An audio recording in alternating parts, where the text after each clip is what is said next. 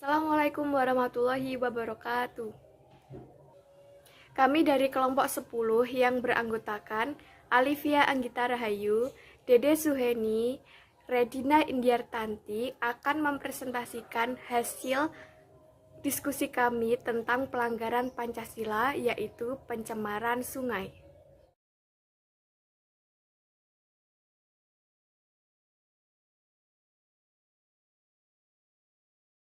Capaian pembelajaran, mahasiswa mampu menjelaskan dan memahami pelanggaran Pancasila tentang pencemaran sungai, bahan pencemaran sungai, dampak dari pencemaran sungai, landasan hukum pencemaran sungai, dan juga cara penanggulangan pencemaran sungai.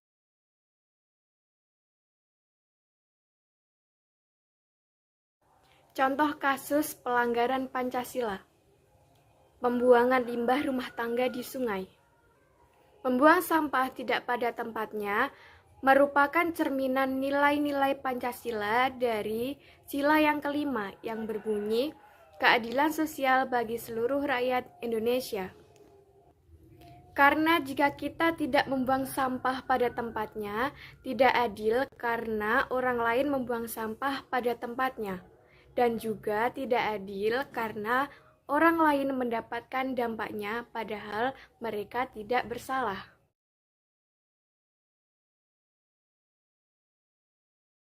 Pengertian pencemaran sungai. Pencemaran sungai adalah hilangnya fungsi asli dari sungai serta menurunnya kualitas air yang terdapat di sungai yang disebabkan oleh banyak faktor, seperti pembuangan air limbah, pembuangan sampah, dan polutan lain. Pencemaran air sungai terjadi apabila dalam air sungai terdapat berbagai macam zat atau kondisi yang dapat menyebabkan menurunnya standar kualitas air yang telah ditentukan, sehingga tidak dapat digunakan untuk kebutuhan tertentu.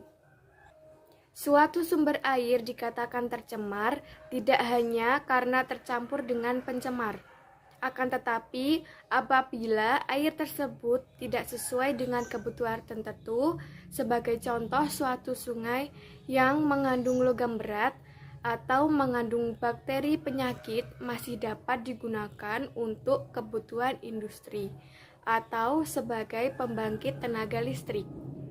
Akan tetapi tidak dapat digunakan untuk kebutuhan rumah tangga. Menurut peraturan pemerintah. Dalam peraturan pemerintah nomor 82/2001 tentang pengelolaan kualitas air dan pengendalian pencemaran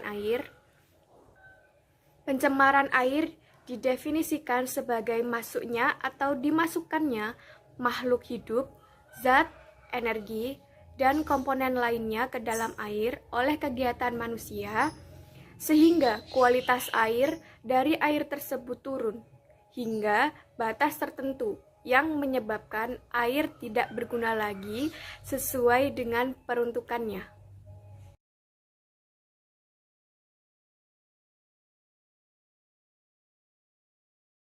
Pencemaran sungai. Pencemaran sungai diancam pidana berdasarkan pasal 60, pasal 104 Undang-Undang PPLH sebagai berikut. 1. Pasal 60 UU PLH. Setiap orang dilarang melakukan dumping limbah atau bahan ke media lingkungan hidup tanpa izin. 2. Pasal 104 UU PPLH. Setiap orang yang melakukan dumping limbah atau bahan ke media lingkungan hidup tanpa izin sebagaimana dimaksud dalam pasal 60 dipidana dengan penjara paling lama 3 tahun dan denda paling banyak 3 miliar rupiah.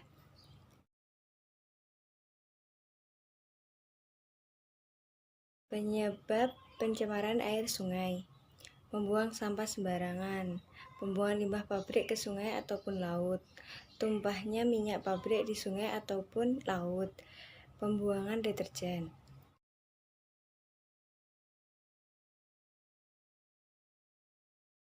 Sumber pencemaran air secara langsung. Sumber pencemaran yang secara langsung melepaskan limbah dan produk sampingan berbahaya ke sumber air terdapat tanpa pengolahan. Contoh, limbah pabrik, fasilitas pengelolaan limbah, dan lain-lain. Secara tidak langsung, sumber cemaran yang tidak langsung merupakan polutan atau bahan pencemaran yang masuk ke badan air melalui air tanah atau atmosfer seperti hujan asam.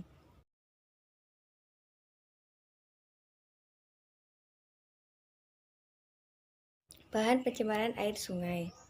Sampah yang dalam proses penguraiannya memerlukan oksigen, yaitu sampah yang mengandung senyawa organik, misalnya sampah industri makanan, sampah industri gula tebu, sampah rumah tangga, atau sisa-sisa makanan. Kotoran manusia dan kotoran hewan, tumbuh-tumbuhan dan hewan yang mati. Bahan pencemaran penyebab terjadinya penyakit yang bahan pencemaran yang mengandung virus dan bakteri, misal bakteri coli yang dapat menyebabkan penyakit saluran pencemaran, disentri, kolera, diare, tipes, atau penyakit kulit. Bahan pencemaran senyawa anorganik atau mineral, misalnya logam-logam berat seperti merkuri, Hg, kadmium, Cd, timah hitam, Pb, tembaga, Cu, garam-garam anorganik. Bahan pencemaran organik yang tidak dapat diuraikan oleh mikroorganisme, yaitu senyawa organik berasal dari pestisida, herbisida, polimer seperti plastik, deterjen, serat sintetis, limbah industri, dan limbah minyak. Bahan pencemaran berupa zat radioaktif dapat menyebabkan penyakit kanker, merusak sel dan jaringan tubuh lainnya. Bahan pencemaran ini berasal dari limbah PLTN dan dari percobaan nuklir lainnya. Jenis polutan pencemaran air sungai. Beberapa jenis polutan yang paling sering ditemukan antara lain limbah domestik rumah tangga, limbah industri, insektisida dan pestisida, deterjen, pupuk.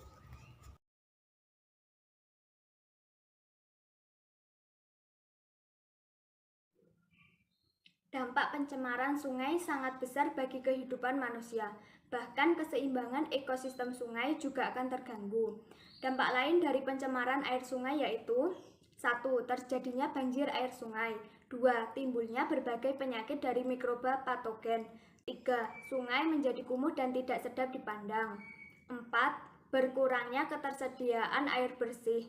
5. Air sungai kekurangan oksigen dan membahayakan kehidupan ikan-ikan di dalamnya. 6. Reaksi kimia di dalam air sungai menjadi lebih cepat. 7. Produktivitas tanaman menjadi terganggu. Berikut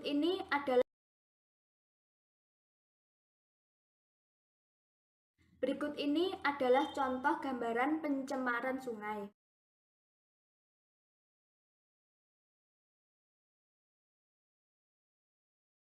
Dampak pencemaran air bagi kesehatan manusia. 1. Dapat menyebabkan penyakit kulit karena air yang tercemar bahan kimia dan mikroorganisme, misalnya H2SO4. 2. Dapat menyebabkan penyakit kanker karena mengonsumsi ikan yang sudah terkontaminasi oleh merkuri ataupun timbal. 3. Retardasi mental mengkonsumsi makanan yang terkontaminasi pencemaran air tersebut.